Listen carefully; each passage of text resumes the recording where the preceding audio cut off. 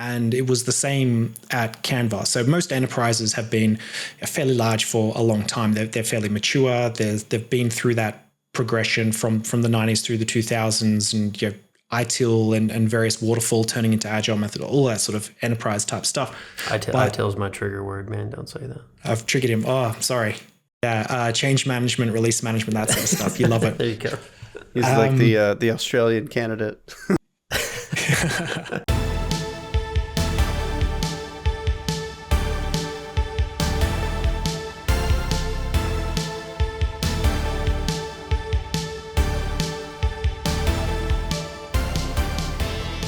Hello, and welcome back to another episode of the Cables to Clouds podcast. My name is Chris Miles at BGP Main.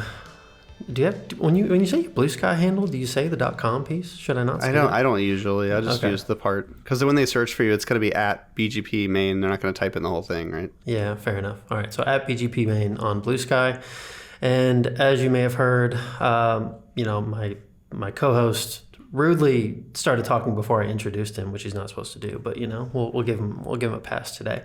My co-host today is Tim McConaughey, as always, at Juan Golbez. Is it? Wait, no, it's not Juan Golbez. No, at Carpe DMVPN. Carpe-DM. Dude, you're killing it. He's a man of many personas.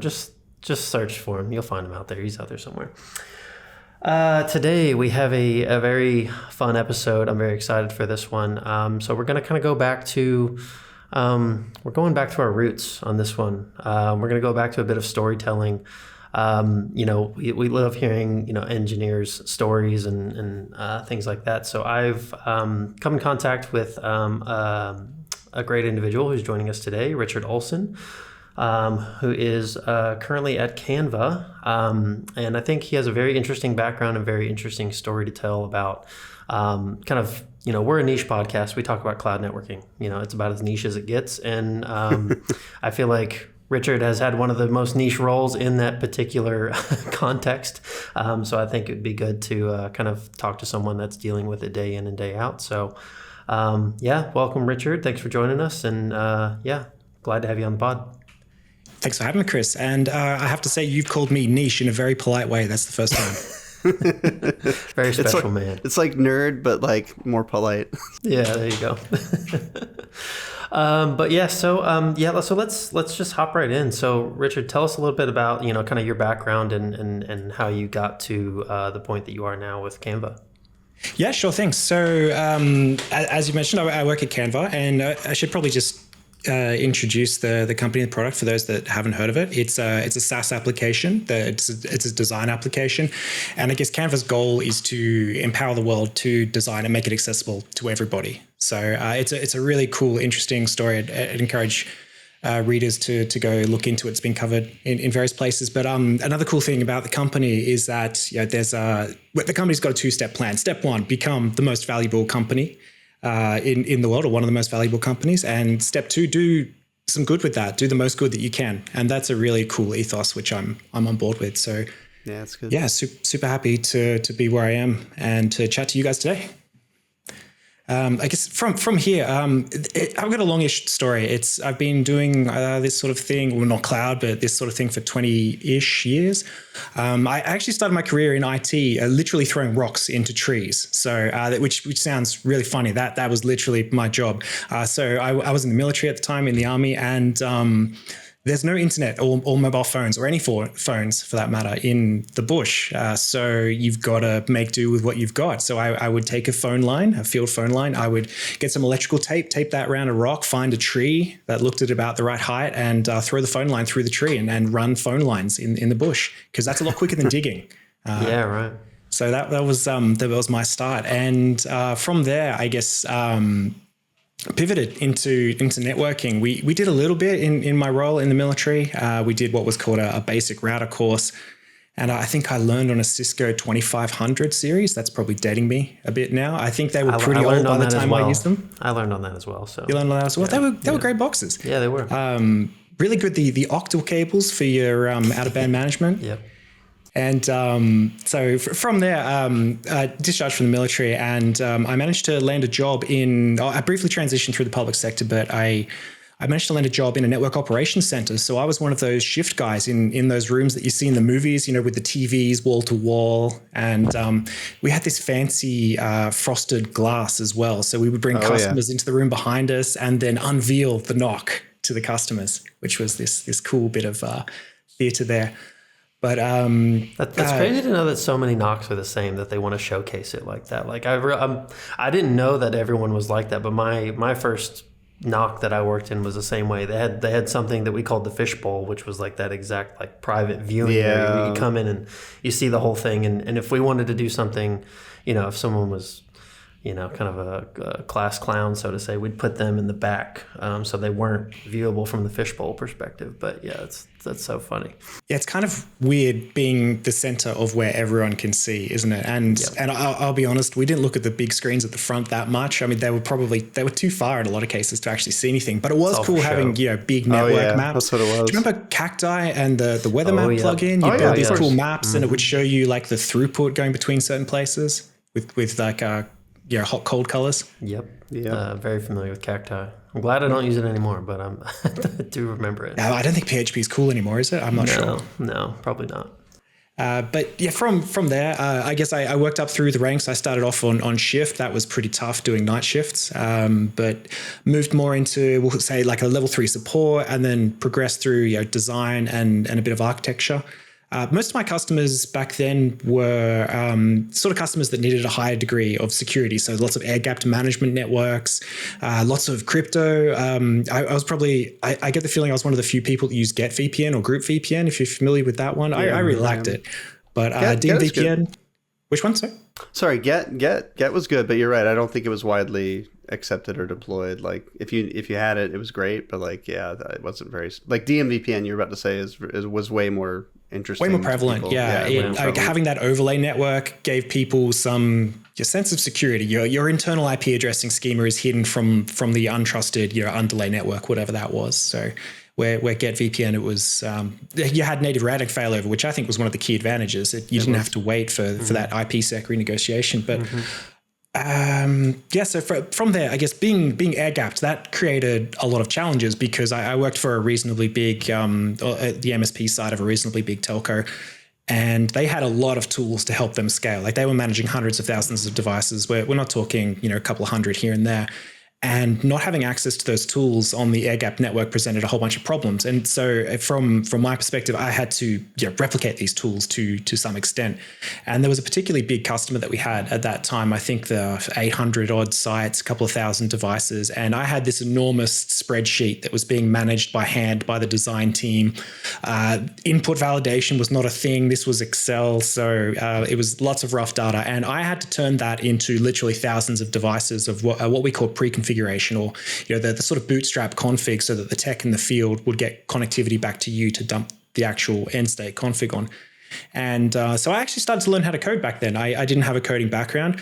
I went to university to do basically IT telecommunications, so there wasn't much of the comp sci programming side, and I hadn't done much development. So I started out in Python. Python was pretty cool back then. I think this was circa 2010, and it was in that awkward phase of Python 2 to Python 3 transition. Yeah, I was going to say.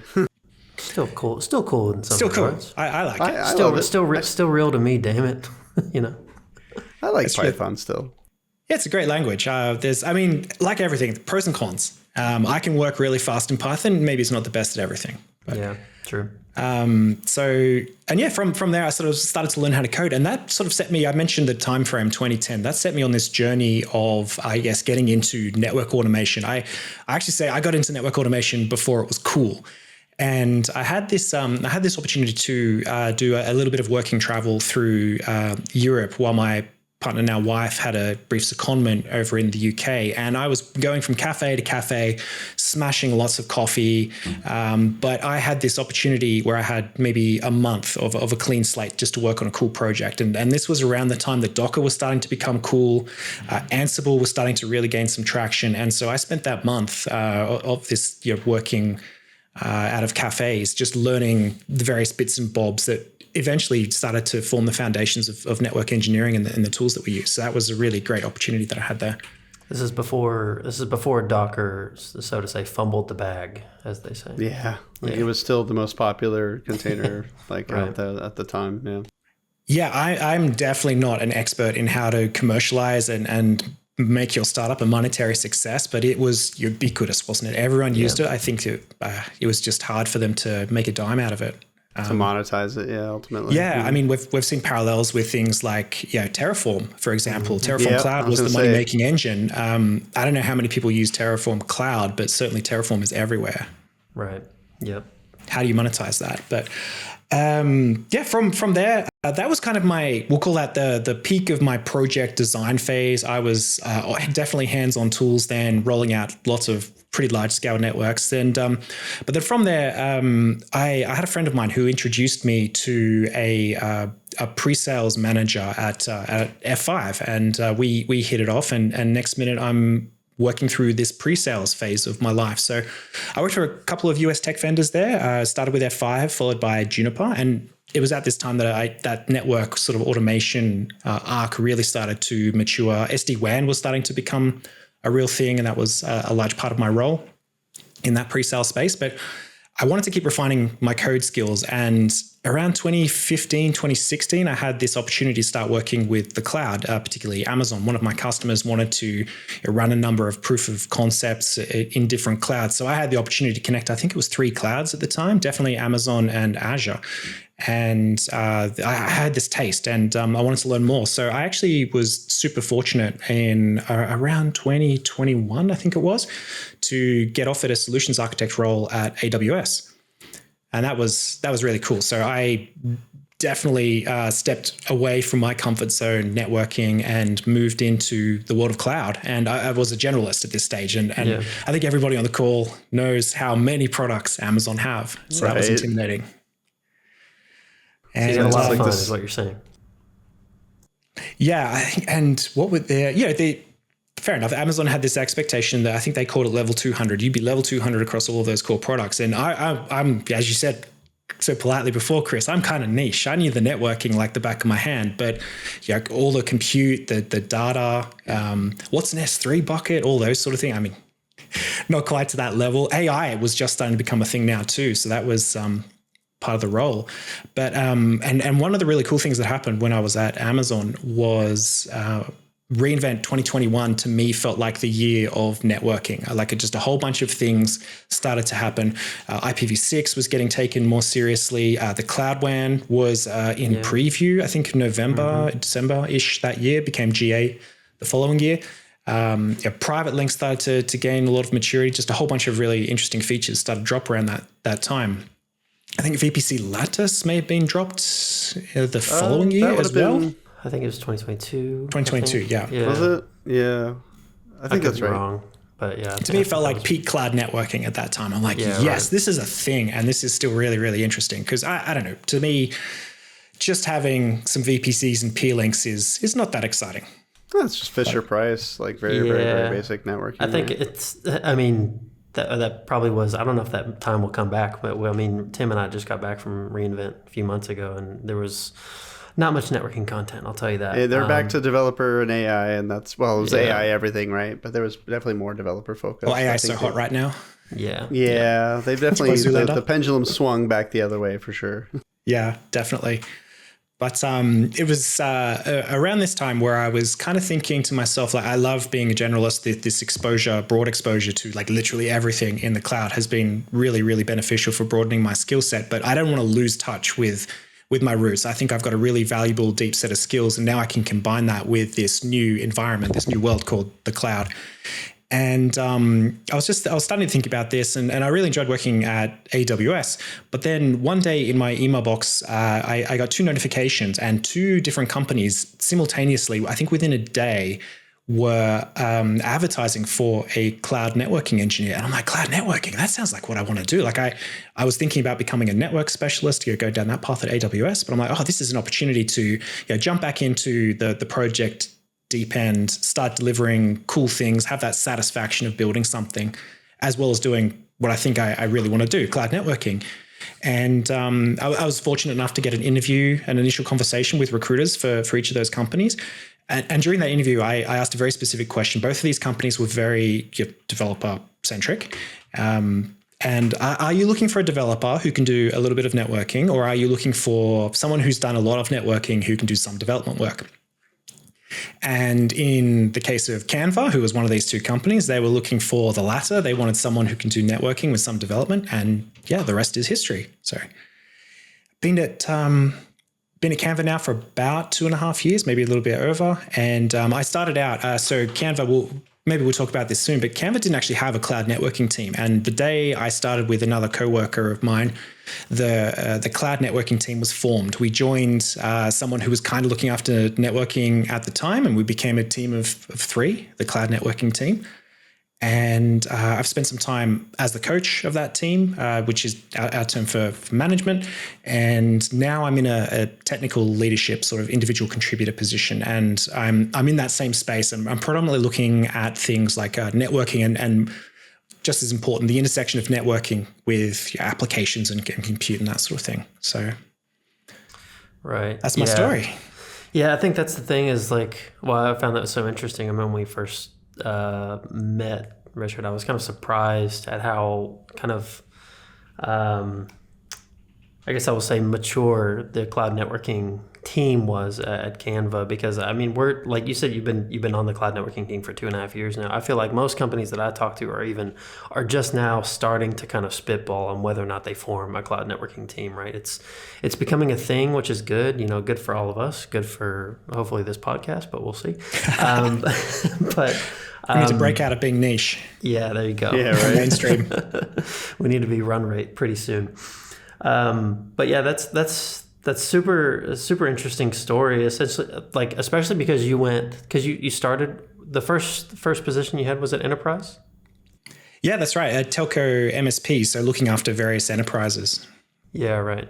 Because I for one have never worked enterprise, and like from what I've learned, I'm like a very Lucky you. Yeah.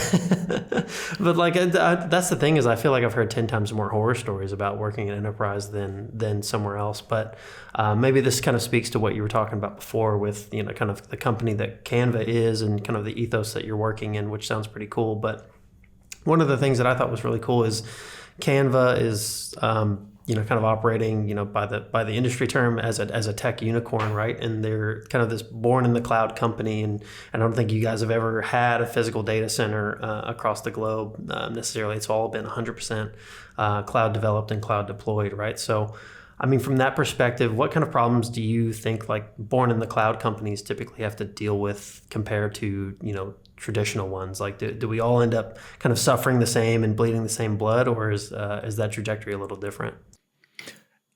It's a mixed bag. So it's a bit of both that I've found. So we do end up suffering some of the same things, but some is definitely unique to being here. So I guess, you're absolutely right. We're 100% in the cloud in the sense that we don't have any data center footprint or infrastructure. I mean, the office has some internet connectivity and Wi-Fi and that sort of stuff, of course, but We're not like a classic enterprise where, you might have your headquarters with 2 big routers and a whole bunch of campus switches. And, maybe you'll have your dark fiber lit up to your data centers and this SD-WAN branch construct. There's nothing like that there. Everything is in the cloud. So, I think, as I said, ultimately we're going to have the same problems, but we started in a very different place. So I think everyone who's worked in networking, maybe, unless you're maybe a startup ISP or a startup, network technology specific company, I think everyone that works in networking knows that people aren't going to need your specialist skills until you get to a certain scale. And it was the same at Canva. So most enterprises have been fairly large for a long time. They're fairly mature. They've been through that progression from the 90s through the 2000s and, ITIL and various waterfall turning into agile method, all that sort of enterprise type stuff. ITIL is my trigger word, man. Don't say that. I've triggered him. Oh, sorry. Yeah, change management, release management, that sort of stuff. You love it. There you go. He's like the Australian candidate. Yeah, it's pros and cons of every approach, right? It's certainly it aimed to stop the Cowboys, and I think it definitely stopped the Cowboys. But the way Canva started, it was a very, very small group of people who had this vision to build an application. And these people weren't thinking about, what's my IP address schema going to look like, and what's the fastest ASIC that I can chuck into a switch and a rack. These were not problems that they had. Their problems were building this app, getting to MVP, building features, building the customer base, and that sort of thing. So in the early days as well, cloud for one of the massive benefits I think everyone can agree about cloud is that it makes it so easy to start out with things. So you build a VPC, you chuck in a couple of subnets with availability zones. Like the effort you used to have to go to in the 90s and early 2000s to achieve that was enormous. And now we can just click a few things, or better yet, use infrastructure as code. And so, we started out, I think it was originally one VPC, which quickly grew to 3 for different development environments. And I guess maybe you can feel where this is going. Each of these VPCs were given the same prefix, 10.0.0.0/16. So personally, I've never come across that sort of a thing in enterprise, the prevalence of overlapping IP addresses. But this is part of the growth and maturity that anyone would go through, I think. So from my perspective, great, low-hanging fruit. This is an easy challenge. Let's fix it. But from there, I mean, we as a company were very fortunate. The product was successful. Customers started coming on board. And there was this period of really, really rapid growth. And rapid growth means that the teams are getting bigger, the number of services that we have are getting bigger. And while a lot of the application-specific services lived in these VPCs, other VPCs were created around them to form part of the process, whether that's part of our tooling, internal services, and that sort of thing. And now we're getting, maybe a handful of VPCs, let's say a dozen or two. And the problem then becomes, okay, how do these VPCs communicate? And I think in the cloud, we talked about VPC peering just before. It's boring, but it works, right? Yeah. And it's fast. And that's one option. But another option you can take, you don't even need to think about networking. We've got the internet, and it's trivial to connect the internet to VPCs, create public-facing load balancers, and establish some degree of connectivity between your VPCs. And you still don't need a networking team, like load balancing, HTTP web services, TLS. These are things that developers are very, very comfortable with. So still don't need a networking team. But what happened then was we just kept growing. So we got more engineers, services started to become more specialized. The teams themselves were getting bigger. And when I joined mid-2022, I think we had around about 100 VPCs. And it was really starting to get to this point where managing IP address conflicts was getting challenging. Connectivity between things without having to build out all of these public-facing load balancers and services and the cost associated with those started to become really challenging. And so the cloud networking team was born. And I'm very happy that it was born. It's been great. Yeah, that's awesome. Yeah, so you got in on essentially at the ground floor, I assume, on the cloud networking team. Yeah, so it was, a couple of hundred VPCs, not really much connectivity between them, a handful of VPC peer links here and there. Like I didn't know what to expect when I was joining. It could have been anything. I had no idea how mature they were. And it was absolutely fantastic opportunity because here we are, as you say, ground floor, we've got to build a network. Awesome. I know how to do this. I've done this before. Let's do it. And so, one of the first things we did was look at technologies like Transit Gateway in AWS particularly. That certainly makes it a lot easier to connect a whole bunch of VPCs than a full mesh of VPC peer links and that sort of thing. And we got going from there. And other things, egress controls rolled into this, DNS has been rolled into this, and so we went through a pretty rapid period of a lot of big wins. Like going from no connectivity to almost ubiquitous connectivity is a pretty cool thing. And then from there. Couple of other things happened. As the business itself started to mature, let's look at this infrastructure stack. What can we do to align this with best practices so that we're not inhibiting growth in any way? Making sure that we're agile so the developers can do what they need to do. And things like the Amazon AWS multi-account best practices started to sink in. So what are we doing to ensure that our services are separated according to these best practices? IAMs, it's not bad, but it certainly has a point where you want to move to a hard account boundary where there's an explicit lack of access between two different resources. And so from there, great, we've built a network. We've got a couple of VPCs. This is awesome. how are we going to cope with possibly thousands and thousands of AWS accounts? This could be as granular as one per microservice. Is this, an account per Lambda? How are we going to cope with this? And so we went down this path of looking at shared VPCs. And so I think it was it reInvent 2022 maybe? I think it was Netflix was up on stage talking about shared VPCs and Amazon multi-account and how that intersected with networking. Yeah, right. So we went down that path. And it's been pretty successful. Like certainly there was a point in time where I'm just like, damn, I'm creating like dozens of VPCs a week. This is not sustainable. We need to do something about this. And we very quickly went from 100 to quite a few hundred. And I'm sure Transit Gateway made some of that a lot easier, but it just didn't feel like, it had a smell to the architecture. It's not something that I think we wanted to go down. I mean, do we really want to have a database in one VPC and a service accessing that database in another VPC? There's a lot of administrative and cost boundaries that you've got to go through to do that. Is it the most cost-effective solution? Probably not. So shared VPCs, though, were a great solution to that. No, I mean, shared VPC actually makes a lot of sense. We have lots of customers, know lots of people that do it. From an administration perspective, if nothing else, it makes it infinitely simpler to be able to share out, like, here's your subnet, here's, and then do you find with the shared VPC constructs that security is more difficult to enforce or than, not shared, like if you actually split the VPCs? Not so much. I guess we're not going to one, we'll call it mono VPC, where every account gets access to that. Like we've got a couple of course degrees of separation. Like at its most basic, we've got a production and a non-production network. Of course. And then within those, there's certain things have a degree of affinity. So things that are associated with a certain part of the application will all live in the same VPC. They were probably already living in the same VPC, just now it's a shared VPC running on Kubernetes instead of, say, a bare metal or ECS task. Right. Well, not bare metal, EC2 instance. Yeah. I mean, they have it. You can buy it. They do. You can get it. So that was, and I think that actually just from a reduction in the number of, we call it KTLO, keeping the lights on, the reduction of KTLO was enormous. We're no longer cutting dozens of VPCs every week. Yeah, I believe it. We cut a dozen and then we just share them. And so I guess maybe tying this all back to the original question, are we bleeding the same blood? I guess where I was going with this story is no, I don't think we are, because if you look at a traditional on-premises data center, you don't have a VPC construct, right? Like you've got subnets, and generally in your data center, maybe you'll have some segmentation and that sort of thing. But generally in your data center, you're going to have a bunch of subnets which can all communicate at very high speeds to a bunch of other subnets. Like a VPC is a very specific cloud construct which was designed to hold your cloud resources in a kind of private network. And later, networking between those VPCs became a thing.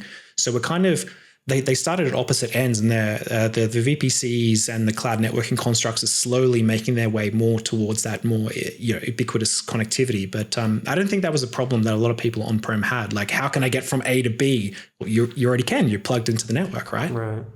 I think user to user or user to app, that's true. Like I just when I worked in enterprise, I remember when I got to the enterprise job I had, it was a big flat, like every country, it was a global company. Every country just had its own /16, and there were offices that had data centers in them, offices that were connected to data centers, whatever it was. But every site basically had like its own /16, and like so there was one where the office was sitting right next to the data center, like in the same building, as like in the same, walk across the floor and you can get to the data center.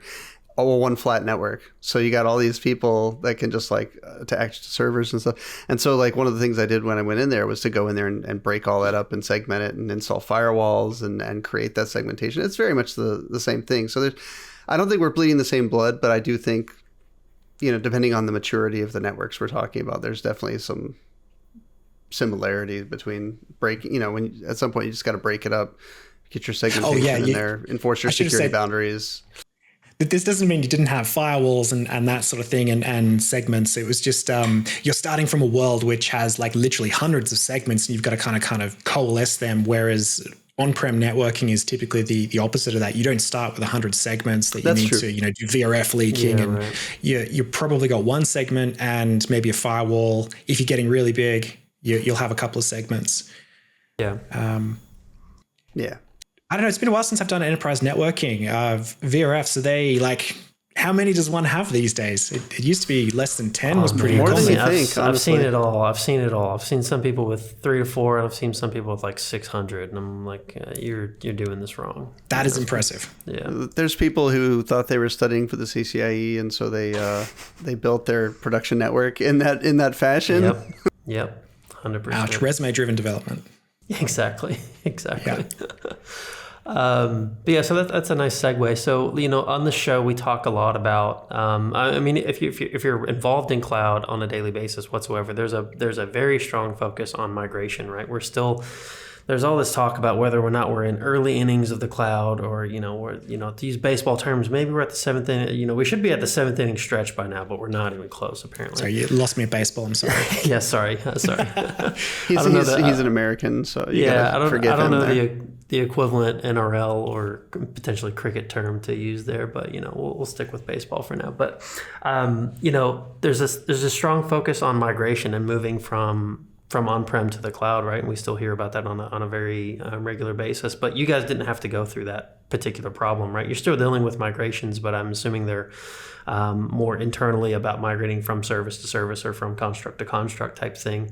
But maybe tell us a little bit about how that's affected the kind of overall culture and impact on the infrastructure teams compared to what you might see in a traditional organization. Yeah, definitely. So you're right. I don't think anyone in IT can escape migrations, right? There's always something new, which brings benefits of whatever sort. And let's jump on this new thing. It looks great. So don't have to deal with, I don't even remember how many R's there are of cloud migrations, refactor, reshift. I don't know. As we're having this conversation, they probably added They've added more, a couple more. Yeah. It's there's a lot of different complicated ways. So no, don't have to do those refactors, but absolutely migration. So I mean, some examples off the top of my head. I wasn't around in this era, so I may have it slightly wrong, but I believe we started off on EC2 instances, autoscale groups behind ALBs and that sort of thing. Those were changed to be containerized, and we containerized the application and moved to ECS. And from there, we've moved since to Kubernetes. I think when we moved to ECS, Kubernetes was still pretty fresh and new. EKS maybe wasn't as mature as it is now.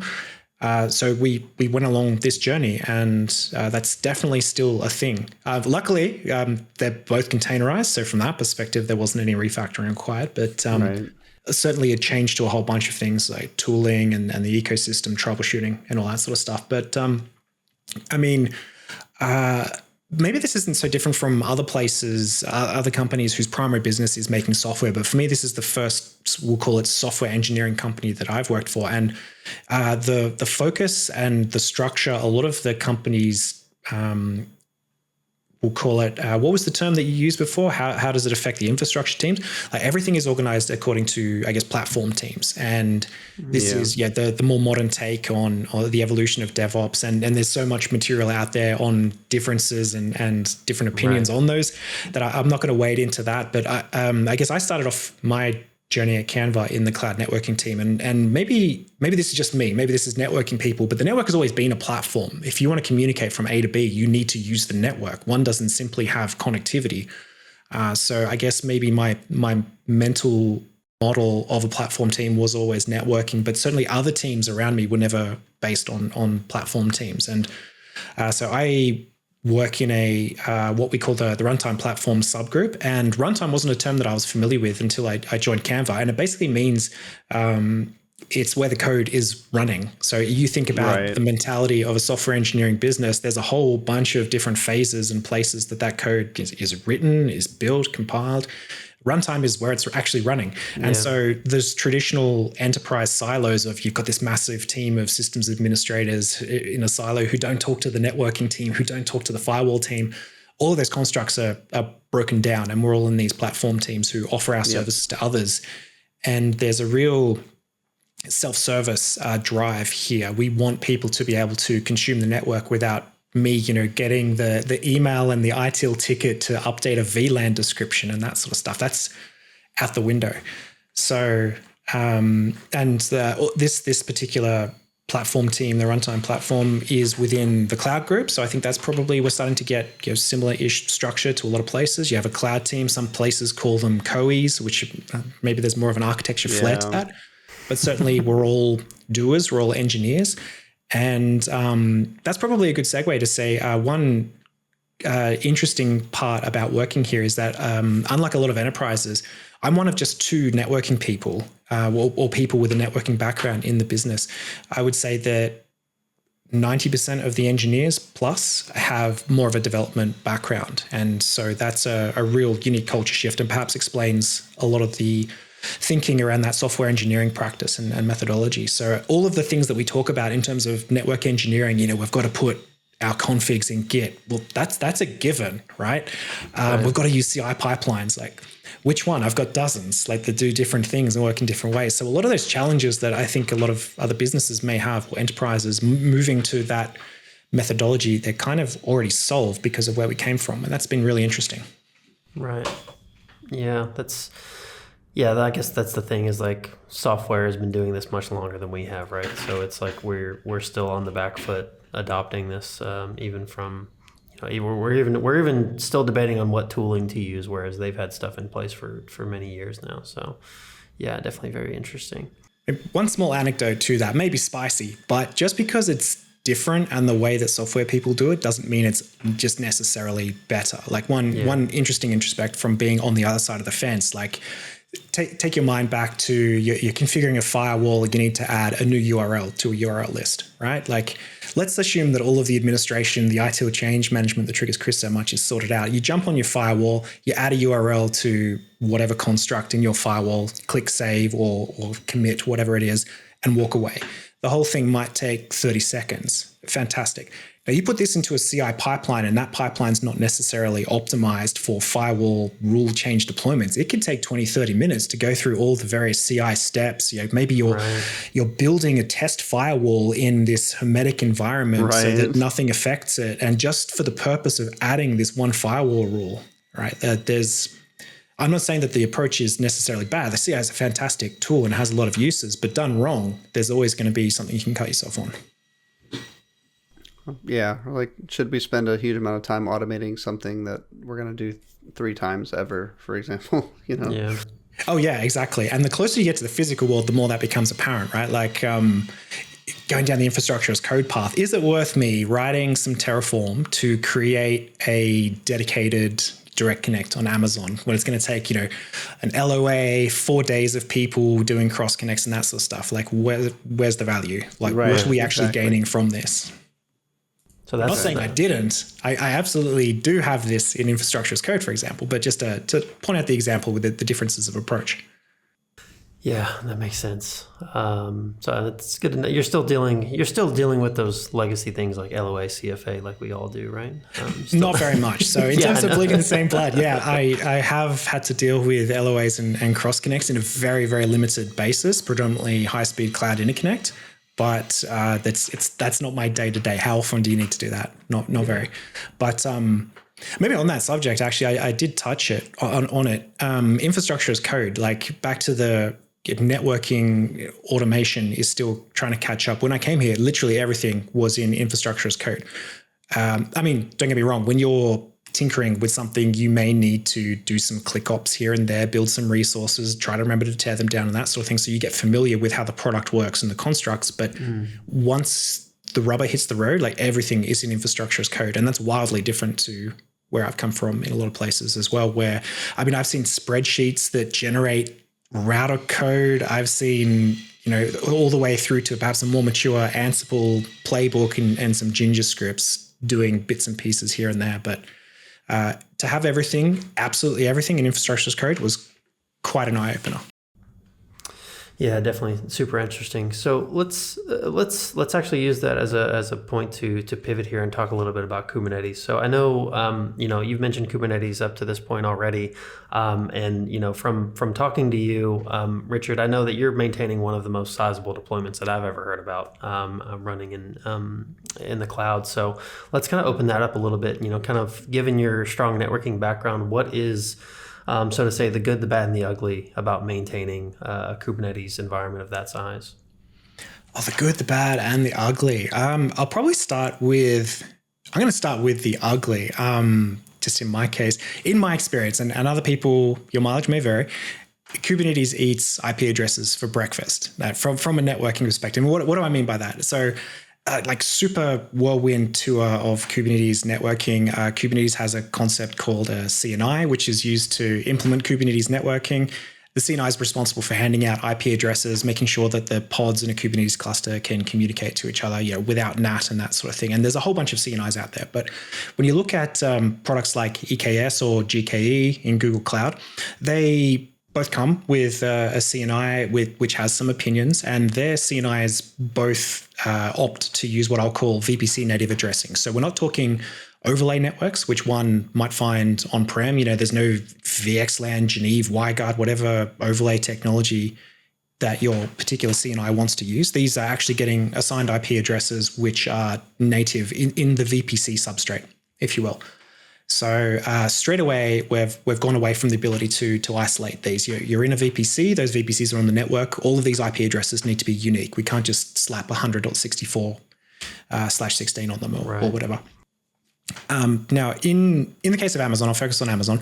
The biggest IPv4 prefix that you can assign to a VPC is a /16. Now, coming from on-prem networking, that's heaps, right? Like that's what you might assign to your big sites, or maybe it's a good chunk of your data center. But 65,000 IP addresses, no one's ever going to need that much, right? You do with Kubernetes. So let's break this down in Amazon. So we're given our VPC a /16. We've got availability zones in Amazon, and we need to create subnets per availability zone. That's the way Amazon works. So across 3 availability zones, we can get some /18 subnets. And again, they still sound pretty big, like 16,000 odd IP addresses. Who's ever going to use that many? Like, do you have 48,000 pods? No, probably not, unless it's quite a decent sized cluster. Yeah. So I'm still not seeing the problem here, Richard. But then the way Kubernetes actually operates and the way it integrates with the network in these cloud vendors is, in Kubernetes, we want to do bin packing, which is we're trying to jam as many active processes that use up as much of the CPU as possible into a given worker node, right? Like the days of being on-prem and setting a CPU threshold alert for 80% to say, this is bad, you might need to shift some stuff. It's the opposite in the cloud. You want to set the alert for when it drops below 80% because that's wasted capacity that you're paying for. Yep. Yeah, so we want to do this bin packing, right? So we want to put as many pods as possible onto a given worker node. And the best way to do that in AWS is using prefix delegations. Now, so in AWS, you have an ENI, Elastic Network Interface, on a worker node. That ENI has, I guess, I'll call them slots, a fixed number of slots, depending on the size of that node, for how many secondary IP addresses that you can have on there. And it's usually pretty low, right? Like 15-ish, we'll say. Let's pick that number. And we want to have more pods than 15. In fact, in a lot of deployments that I've seen, there's a concept called a daemon set, which is a particular type of thing is running on every node. Okay. Some deployments I've seen have 10, 20 daemon sets. So that means straight away our nodes are using quite a few IP addresses already. Now, given this limitation on the number of slots on an ENI, AWS came up with this concept called prefix delegation, which in the case of IPv4, you can put rather than putting on a single IP address, a /32, you can put on a /28. And that gives you /28, 16 IP addresses per each of these slots. And you can have the same number of prefix delegations as you can secondary IP addresses. So straight away, okay, cool. Maybe we can get 100, like a couple of hundred on a given node. And then we're starting to get into the territory of like how do we size our nodes? How many pods is it acceptable to go down when a given node has a problem? And we're changing the paradigm here a little bit. But let's say, for example, like we've got these /28 prefix delegations. Now, when you look at that against the context of your /18, you've only got 10 bits there. So we've gone from 16,000 IP addresses to 1,024 prefix delegations. Now, if a prefix delegation gets assigned to a node, we're straight away artificially capping the maximum number of nodes to about 1,000, right? Yeah. So let's say, and back to the bin packing, I want to put multiple prefix delegations onto a given node. Let's say 2. That means I've got a maximum of about 500 nodes in that subnet. And then just to make matters slightly more challenging, in AWS, you create an instance. That instance in a subnet, that ENI will be given a random IP address. It'll just be plucked from somewhere in the VPC.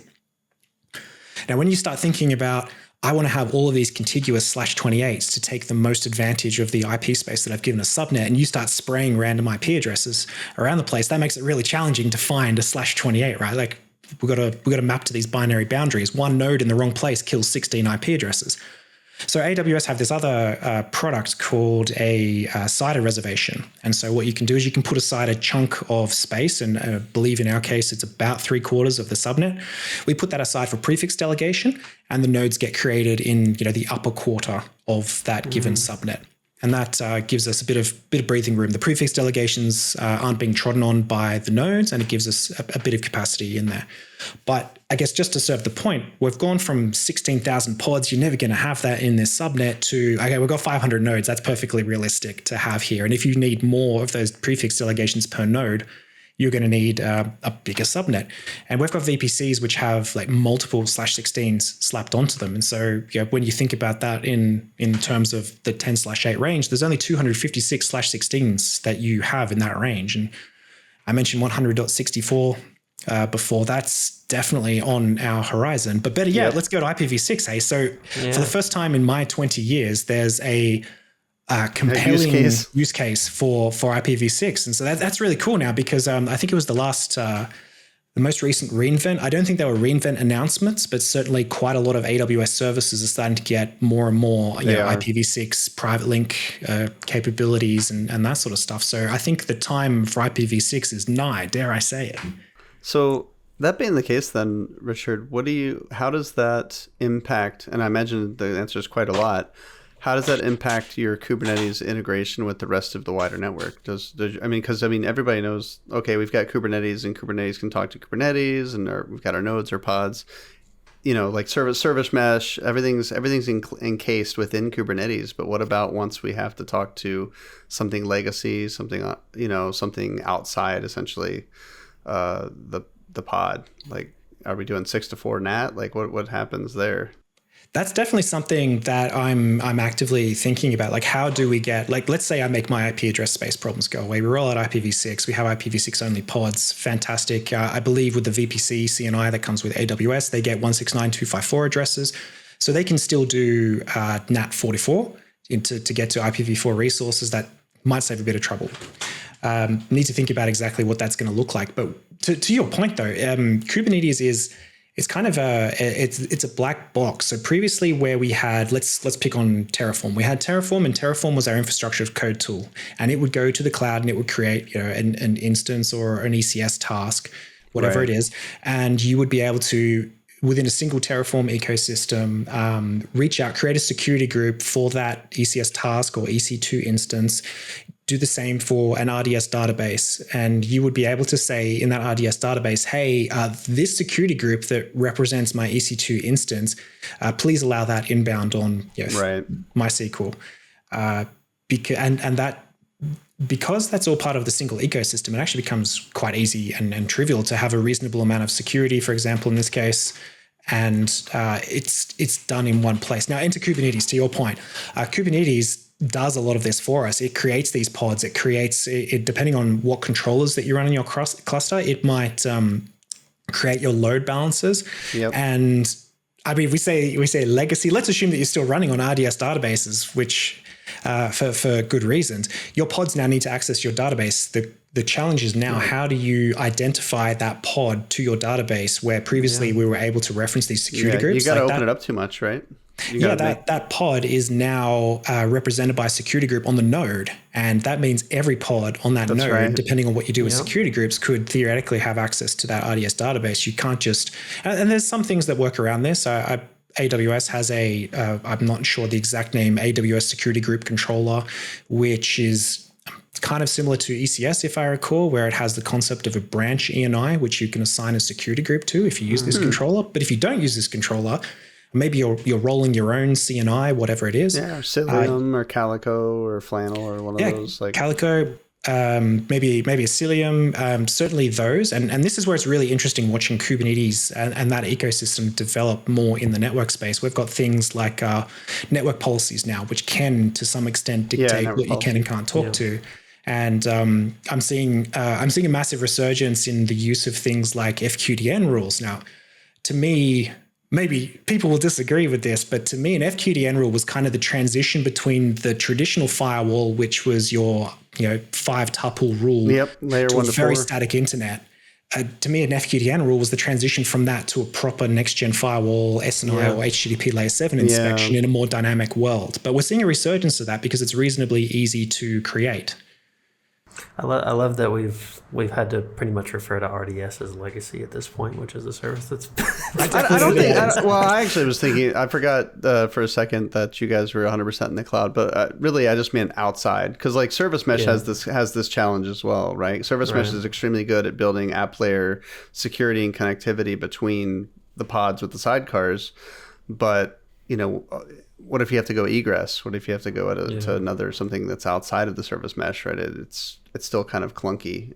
Even with network policies, it can be kind of clunky. So that's how I was curious. Yeah, like you can't just, even if you're going to another cluster, unless you've got some sort of technology that bridges those clusters together. And you mentioned service mesh. There's a whole range of technologies out there, which is definitely a different podcast. But if you've got a separate cluster, how do you authenticate services between these two different clusters? And now we're getting into that authentication space. Yeah, like the STO with the control plane and doing MTLS and all that crazy stuff. Yeah, and MTLS, like Spiffy Spire is being talked about so much now. Like my first exposure to MTLS, I think it was in 2010. I was rolling out a Wi-Fi network that used effectively what's now being called MTLS, but back then it was EPTLS. It's cool again. MTLS is so hot right now. Yeah. Never drawn that correlation. Yeah, I never thought about that, but yeah, I think EPTLS, MTLS, I never put the two together, but you're absolutely right. Yeah. I mean, slightly different purposes perhaps, but ultimately it comes down to authentication. In this case, or rather in the case of EPTLS, it was letting you onto the network. In the case of MTLS, it's letting you access, or not even letting you access my service necessarily, but it's at least identifying that you are who you say you are. Yeah.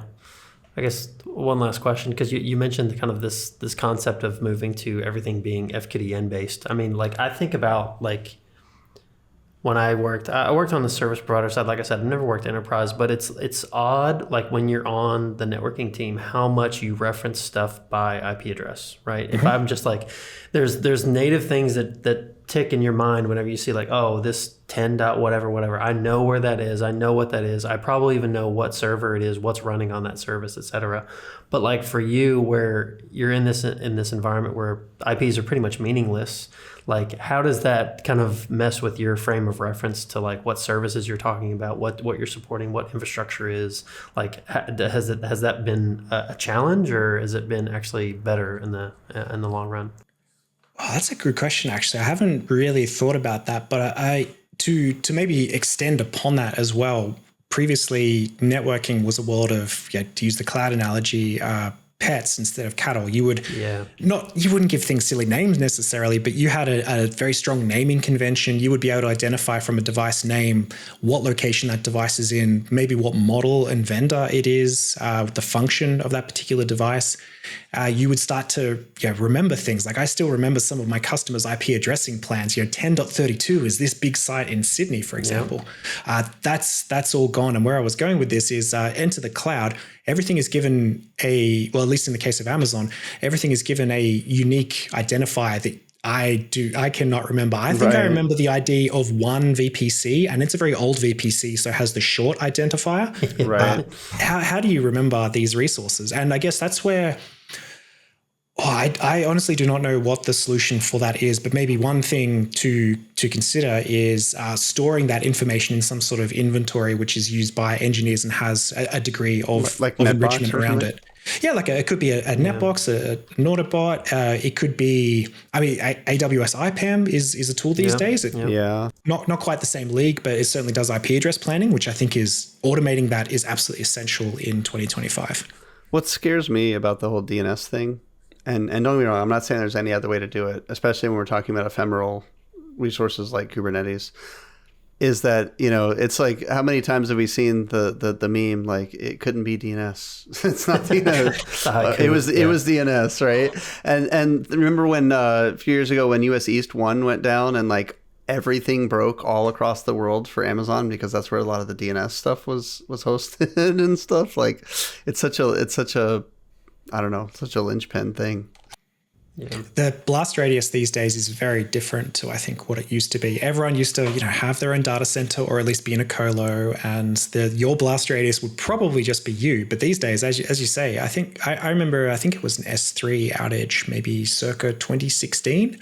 The impact to me was that the app that I was using to order my coffee as I was walking to the coffee shop didn't work. I'm like, oh, that's weird. Oh, well, I'll just do what a normal person does and order it at the coffee shop. But that was a huge issue. Yeah. Right. Oh, man. All right. Well, I think we are coming up on time here. So I think this has been a great conversation. It's funny how we took this from a level 100 talk to a level 400 talk very, very quick. But I think this has been super fun for me. So I appreciate you coming on, Richard, and talking about this. And, maybe once again, we'll have you on later. Any closing comments or questions from you, Tim? No, it's been great. Thanks so much for inviting me. It's been lots of fun for me too. Awesome. All right. Richard, anything, where can people find you online? Anything you want to plug or let people know how to find you? Oh, I'm really boring when it comes to social media. I think I might have a Mastodon account somewhere. That's a blast in the past. Yeah. Maybe, but Mastodon, by our terminology, Mastodon's legacy at this point. It's legacy. Yeah, it's legacy. More than 2 years old, right? Predominantly LinkedIn is where you'll find me. Awesome. Cool. We'll get that in the show notes. Yeah, we'll throw that in there. All right. Well, thanks again for listening. Hopefully this has been helpful. And if you want to, leave us a review, send us a comment, anything, please reach out to us on social media or cablestoclouds@gmail.com. And with that, we'll take it away and we'll see you next week. Bye-bye. Hi, everyone. It's Chris. And this has been the Cables to Clouds podcast. Thanks for tuning in today. If you enjoyed our show, please subscribe to us in your favorite podcatcher, as well as subscribe and turn on notifications for our YouTube channel to be notified of all our new episodes. Follow us on socials at Cables to Clouds. You can also visit our website for all of the show notes at cablestoclouds.com. Thanks again for listening, and see you next time.